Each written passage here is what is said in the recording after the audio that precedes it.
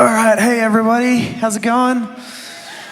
I made the joke this morning that I hadn't seen 10 o'clock in the morning since 10 days ago, but I can't make that same excuse tonight. I actually think we're energized, right? I don't know if you fully explained that this No. morning. I think you just got up and said, yeah, we've been at schoolies all week, haven't been up early. Yeah. I mean, I'm sure they know we were serving. Yeah, but I'm feeling energized tonight.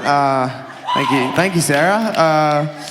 Hey, by the way, same rule applies for anyone that went down to schoolies in South Zone. If you say I'm tired tonight, you're doing 10-star jumps, sorry.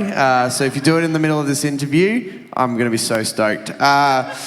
Anyway, tonight we are talking about our university ministry. We've just gone down to schoolies and served, and I just was feeling so spiritually filled by the week. And I kind of asked God while we were worshiping, why do I feel like this? And he said, because you come in and you go out. You can't do one or the other. You have to do both. And so university ministry is a great way to go out back into the community. And Sarah is our Reach Coordinator. Is that what you called yourself this year? A Reach Coordinator for young adults? And so, Sarah, how did you start doing university ministry? How did it all come about? Tell us. Yeah, so last year, at the end of last year, I'd done Project 11, which is a leadership development course, and I'd kind of been at the church for a little while, and I started feeling like God was kind of tapping me on the shoulder and going, I've been equipping you and building you up. It's time for you to actually put that into practice. So I really wanted to give back to the young adult community that had blessed me so much in my years in Brisbane. So I approached Sam about joining core team, and this was right as the church was moving into our vision of going out into the community. So when Sam said there's this new position focused on that, the reach position, that, just really spoke to me. That was like, that's where God wants me to be. So, from there, we, on the follow-up from schoolies, we kind of identified that university ministry with Red Frogs was something that we wanted to get going this year. We got a lot of interest from Red Froggers in the church, and we were like, great, this is what we're going to do, this feels right. And we tried starting that up at the start of the year, but it was actually quite a challenge. There were a lot of closed doors, and it was a bit of a push to get it going, which was a bit of a wrestle for me, because I'd kind of come in and I was like, great, this is what God wants me to do, and then I was like, God, why is this not working? Like, if this is what you want us to do, why is it not working? But eventually we, found the building that we're in now, and it was a really good fit for our team, and since then our Red Frogs University Ministry has just been going so well. Like, we've made such good connections and really good friends in that building.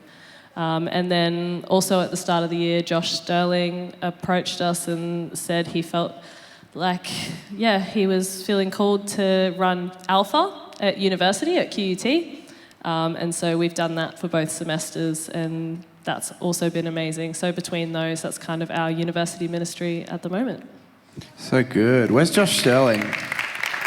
Right there he is. Give him a hand. What a legend. Oh, so good.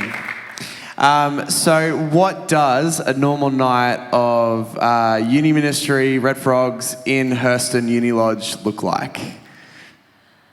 Yeah, so we meet at 6:30 at Uni Lodge for a bit of a brief and a pray, and then we head in to see all our friends. And it's just a lovely night of making pancakes, playing board games, chatting, connecting with the residents, helping the residents connect with each other. The student accommodations sometimes have a reputation for loneliness and bad mental health. Just it can be really isolating in those places, especially for international students who've moved over and don't know anybody. So it's such a privilege to be able to go in there and just, build the community in there. And it's been a lot of fun. If you enjoyed schoolies serving at Red Frogs and then you were sad that you had to leave your friends behind, then Unimin's the one for you, because we see them every week or every second week. So good, and I promise there's a lot less vomit as well, which is good for me. Also, my wife will attest that I'm a bad cook, but I go to Uni Ministry and all the uni students tell me how good I cook pancakes, so it's a great place for me. If you're also a bad cook, that's a great place for you as well. You know, we've actually only been in there a semester. It took us a semester to get in, and so I guess what has God done in a semester, you know, while we've been in there?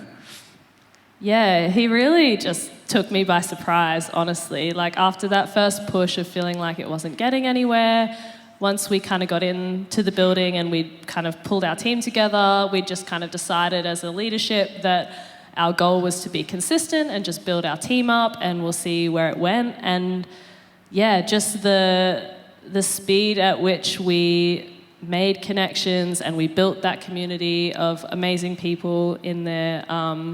And even, yeah, the relationships and the conversations just got to such a depth so quickly that we were able to offer for residents who were seeking community, come along to church with us. You know, ask us about why we do what we do. And if you're interested in building a relationship with Jesus, like we'll take you there. So we've had about 20 residents come to church in the last 13 weeks, probably less, 8 weeks. They started coming towards the second half of the semester. Some of them have come several times and really gotten plugged into the community. And so, yeah, it's just been such an encouragement. Like, we weren't probably ready for that. Didn't really have the follow-up systems in place for that, but here we are. And I'm really excited for what God's going to do through that next year. So good. It's awesome.